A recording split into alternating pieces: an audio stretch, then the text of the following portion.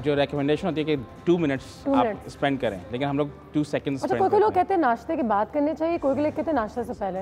अच्छा, आप ब्रश कर क्यों रहे हैं? ताकि दांतों को साफ़ कर सकें, ठीक है। अगर आपने रात को ब्रश किया है और रात को सोते में आप खा नहीं रहे हैं तो दांतों में कुछ होना नहीं चाहिए, ठीक है ना।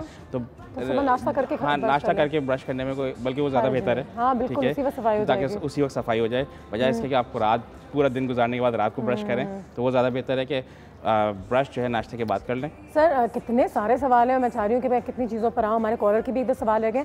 दांत को ब्रश करते करते अपनी ज़बान को भी साफ़ करना कितना ज़रूरी है? बहुत ज़रूरी है, बहुत ज़रूरी है। उसको भी एक दो दफ़ा ब्रश कर दें। बिल्कुल, उसको बल्कि अच्छे तरीके से ब्रश करना चाहिए। ठीक है। और क्योंकि ज़बान को अगर आप क्लोजली देखें, उसका टेक्सचर होता है सही है, उसके अंदर ग्रूव्स होते हैं, उसके अंदर खाना फंसा होता है, जो कि बहुत कॉमन रीज़न है बैड ब्रेथ का, यानी हाँ, जो मुंह से बदबू जो आती है, जी हाँ, वो उसकी ज़बान अक्सर दांतों से नहीं आ रही थी, ज़बान से आ रही होती है। अच्छा, कहते हैं कि एक नई चीज़ मैंने सुनी है कि आपके नींद से और आपके स्लीप से भी आपके दांतों का एक कनेक्शन है। देखिए, इसके बारे में थोड़ा बताइएगा सर। बेसिकली उसको हम लोग कहते हैं स्लीप एपनिया, ठीक है। उसमें दांतों से उसका डायरेक्टली तो नहीं है, लेकिन इनडायरेक्टली इम्पैक्ट है, क्योंकि होता ही है कि जब हम लेटते हैं तो हमारी ज़बान पीछे की तरफ जाती है, ठीक है, सही ना।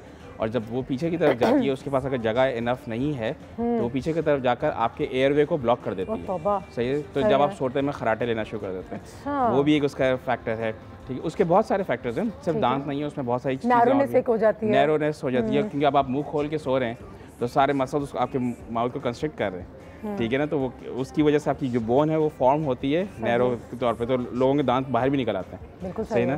तो मैं उसमें बहुत ज़रूरी है कि अगर बच्चों में ये बात मैं बहुत एम्फेसिस करूँगा कि अगर ये आइडेंटिफाई माँ बाप देख रहे हैं कि वो बच्चा मुंह खोल के सो रहा है, ठीक है, तो वो ज़रूर अपने डेंटिस्ट से कंसल्टेशन करें इस चीज़ के लिए। उनको कभी कभी, और वो फिक्स हो जाता है, बहुत आराम से फिक्स हो सकता है, क्योंकि ये इसका इम्पैक्ट जो होता है वो उसकी मेमोरी पे होता है, उसकी स्कूल परफॉर्मेंस में होता है, उसकी ग्रोथ पे होता है, ग्रोथ एंड डेवलपमेंट उससे इफेक्ट होती है। तो इसको लाइटली नहीं लेना चाहिए।